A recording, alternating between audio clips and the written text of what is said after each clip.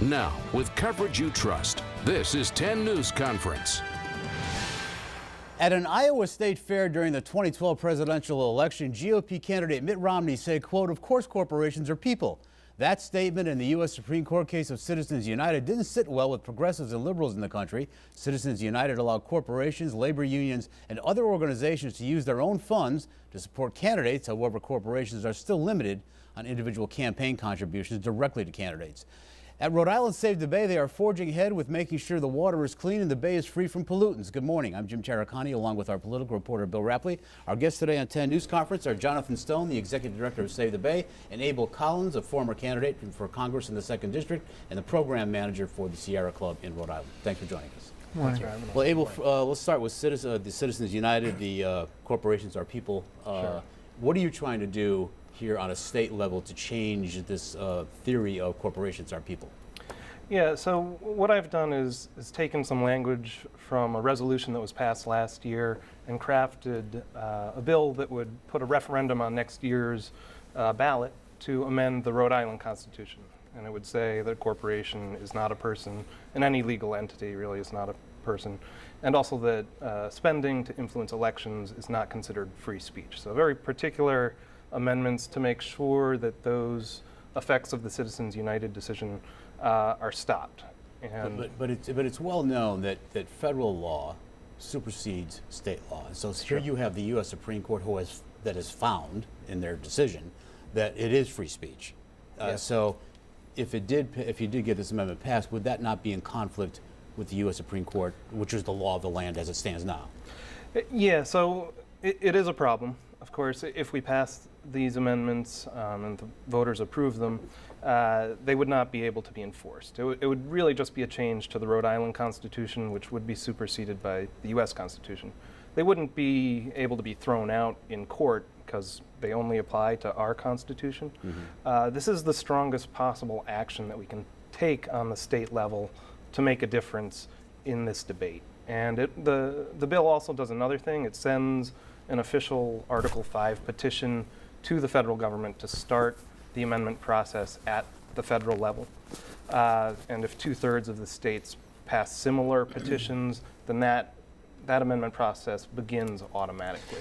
Well, speaking of corporations, let's shift a little bit to this proposal up at the House of Representatives that would create a Secretary of Commerce, intending to increase business in the state. And that's my segue from corporations. We're still talking about business. But you all are concerned, both of you, I guess, about the element in the proposal by the House leadership that would create a Commerce Secretary that was the de facto head of the DEM, the Department of Environmental Management. Have I got that right? Well, you're very close to the mark. The House leadership, in an effort to facilitate a more business-friendly environment, incorporated the permitting functions of the Rhode Island Department of Environmental Management into or underneath a Office of Secretary of Commerce, which is challenging on a number of levels. One of which it threatens the federal delegated authority of the Rhode Island DEM to issue permits. That would cost the state money and would actually complicate the permitting process. So wait, yep. so because again, we're back to this federal Trump state, that a lot of these permits are federal permits, and therefore no state Secretary of Commerce can waive supersede them. You know, in effect, basically, the federal government has delegated to Rhode Island the authority and provides some resources to enforce federal law, like for example, the Clean Water Act and the Clean Air Act.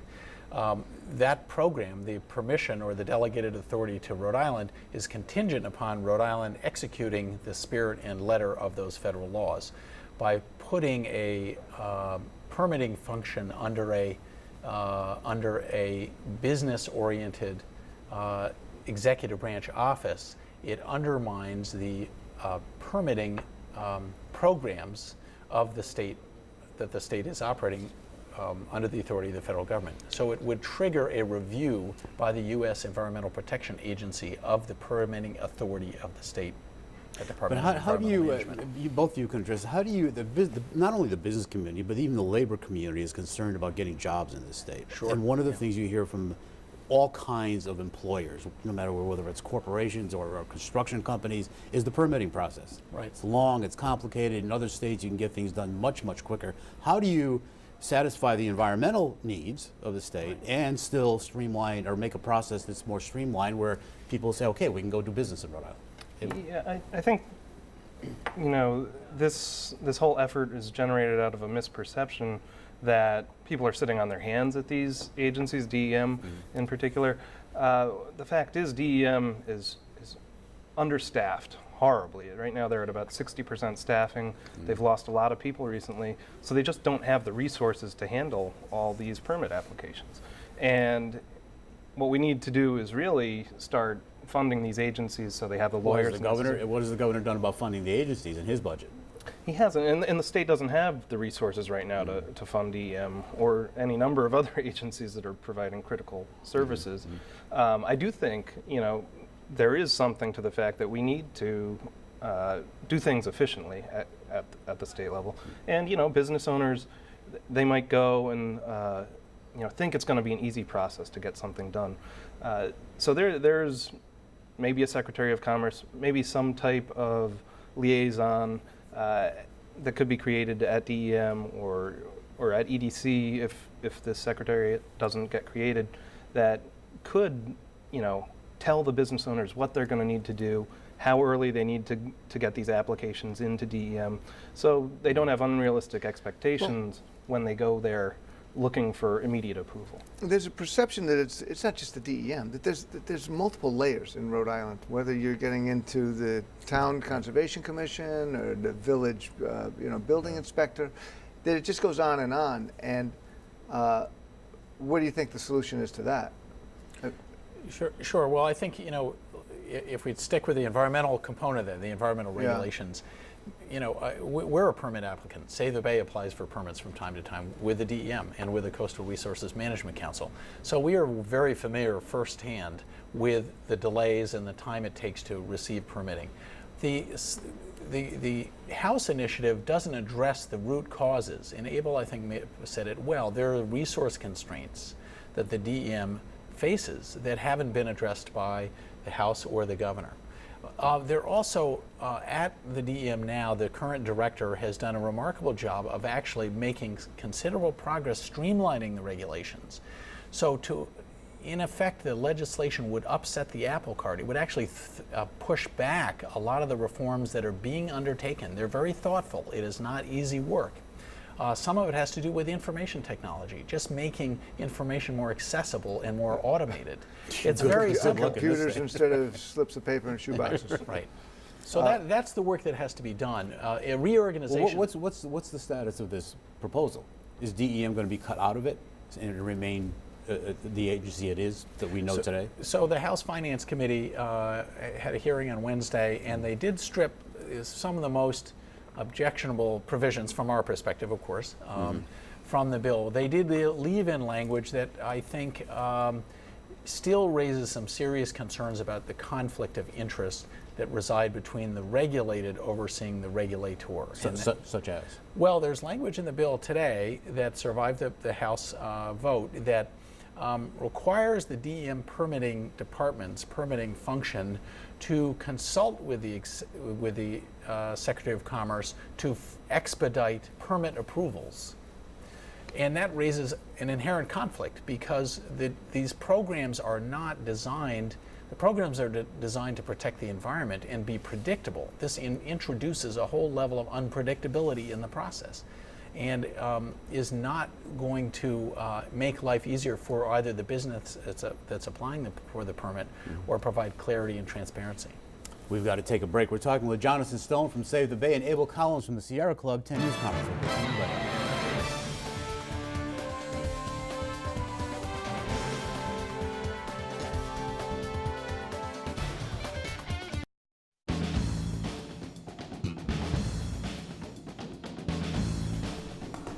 Welcome back to our program. Our guests today are Abel Collins, the program manager for the Sierra Club, and Jonathan Stone, the executive director of Save the Bay. Bill? We were talking about permitting and how that can inhibit economic development. Would you be in favor of a statewide permit when it came to environmental issues that would override local communities?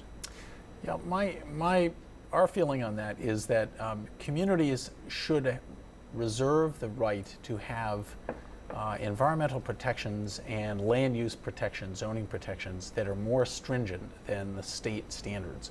We think it's important that the state have statewide environmental standards that protect Narragansett Bay, which is a public resource for every citizen in the state. But local communities have, our communities are so diverse, they're so different. Some are coastal, some are up in the hill country, some are rivers and ponds, some are densely populated, some are very not densely populated. And I think it's important that communities have that independence to establish standards that are more strict than the state standards. What's the Sierra Club position? Do you have a position on this? Yeah, it's the same. I think we want to maintain various communities' ability to regulate themselves. It's part of our democratic framework.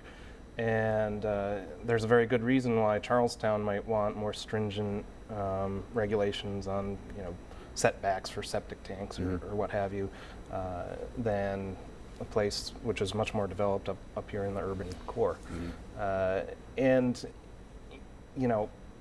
to try and make a blanket policy that would just go over a very diverse as Bill was saying during the break, an overarching permitting process with one size fits all type of thing. Yeah, we're as small as Rhode Island is. It's still not, just one state in terms of, we have rural aspects, we have suburban, and we have very urban. Well, let's talk about the Bay and our water resources.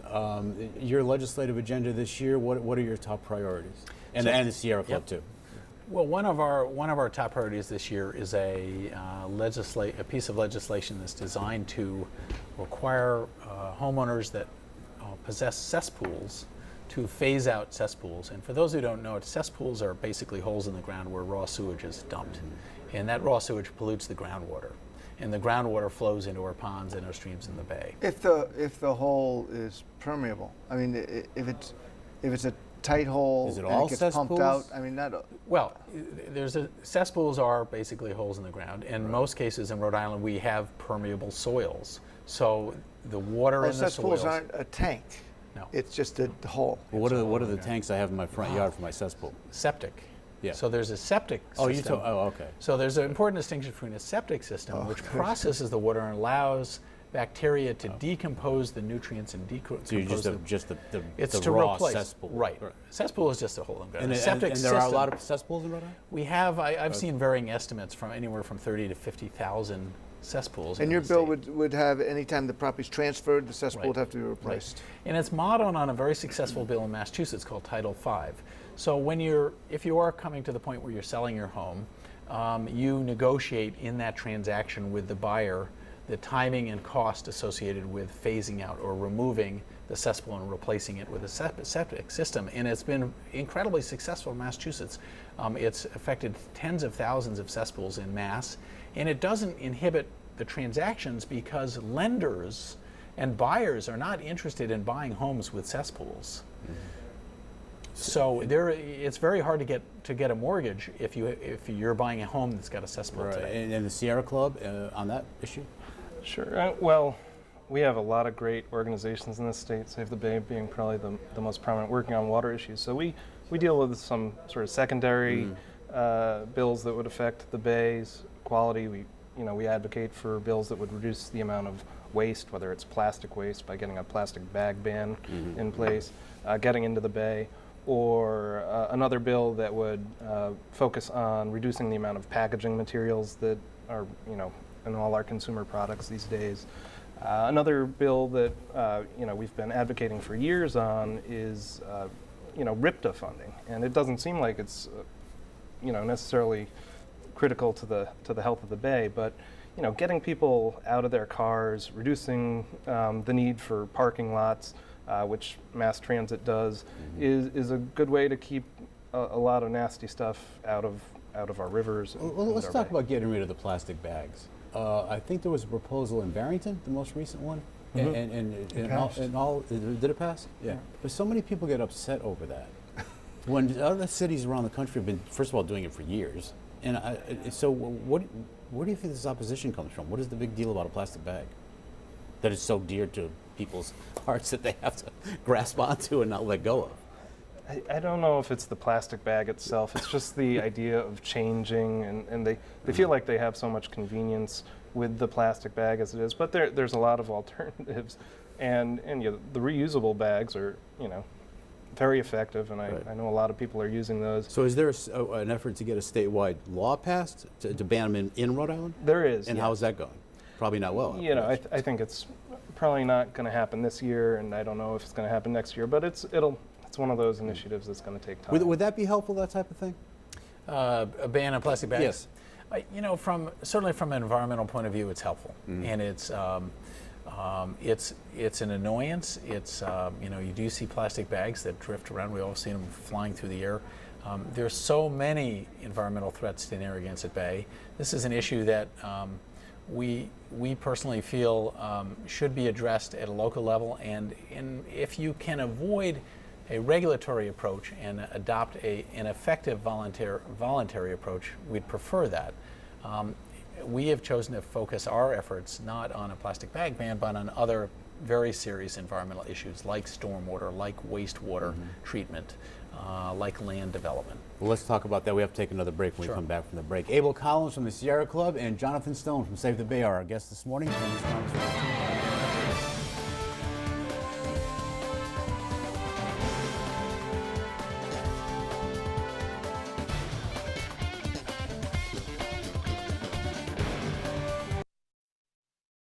You can watch this program again on our website, turnto10.com. We also have an archive of past programs. Click on Politics. Welcome back. We're talking with Abel Collins from the Sierra Club and Jonathan Stone from Save the Bay. Bill?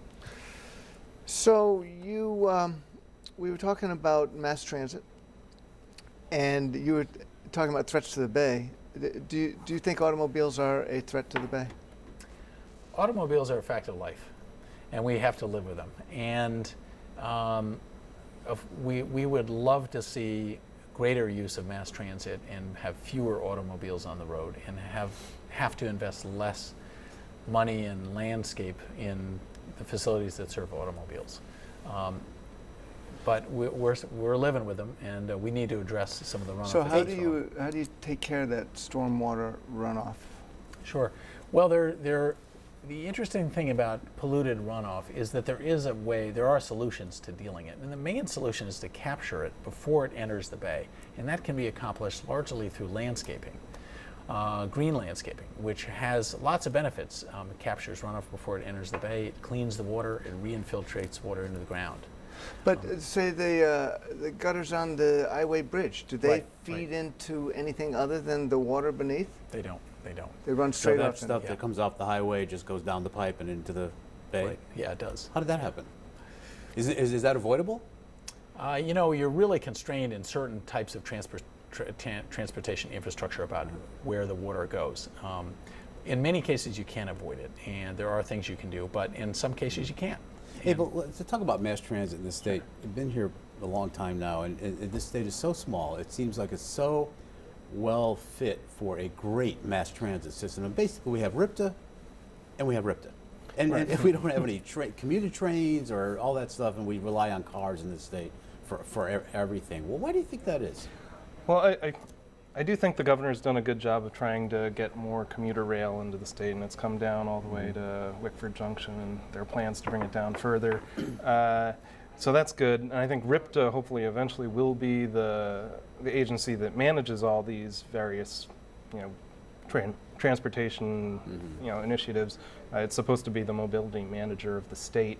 RIPTA is struggling because it gets the largest part of its operating revenues from the state gas tax, and that's declining year over year as people drive less, more efficient cars, and gas gets more expensive. So they're stuck. They have declining revenues and increasing demand.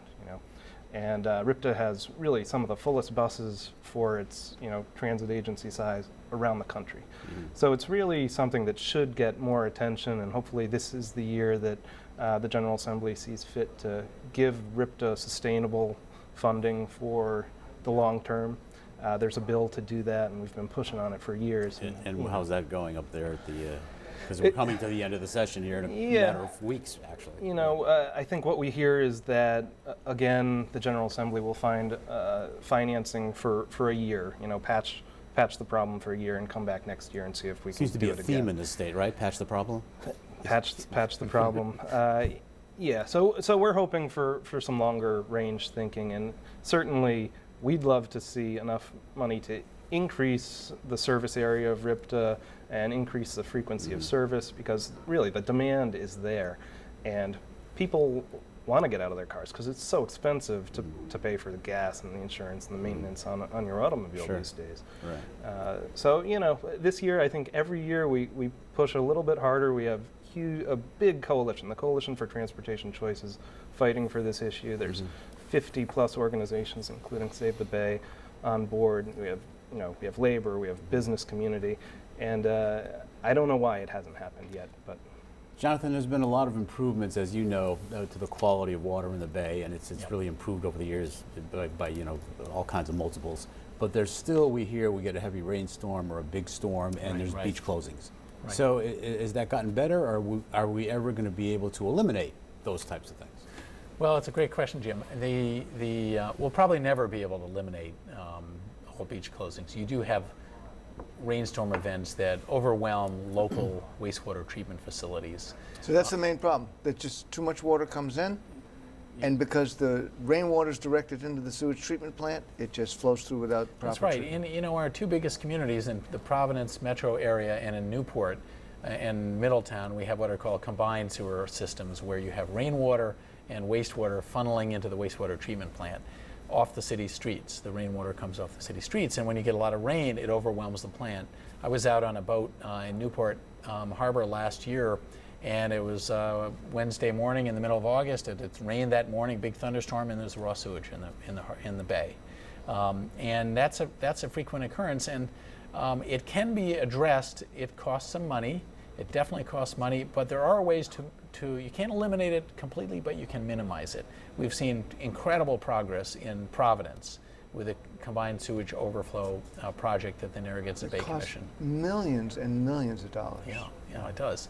And the value of a clean bay is worth millions and millions of dollars. The economy of Newport depends on beaches and tourism. Without a clean bay, you're not going to have people visiting Newport. So this is an example of where these economic values are really borne out. The economic benefits of investments in clean water pay dividends many times over. In fact, last week there was an article in the Providence Journal about a development in East Providence that's going to be 450 homes, commercial development right on Narragansett Bay in East Providence. That wouldn't have happened 10, 15 years ago with polluted water in the bay. What about upstream issues, out-of-state issues? Sure. When there's a failure in Massachusetts, it comes down the Blackstone River, we get it. Got about a minute left. Sure. Less than a minute. Go ahead. Well, I think, you know, we work in both states. We work in Massachusetts and Rhode Island, and we have many partners in Massachusetts who share our views of the environmental challenges. We really look hard at this polluted runoff issue and the wastewater treatment plant issue, and we pushed hard on investments to clean up the water in the watershed. And we're out of time. Thanks for joining us. Our guest today, Abel Collins, the program manager for the Sierra Club, and Jonathan Stone, the executive director of Save the Bay. For Bill Rapley, I'm Jim Cherricani. Thanks for watching this edition of 10 News Conference. Have a great Sunday. I know.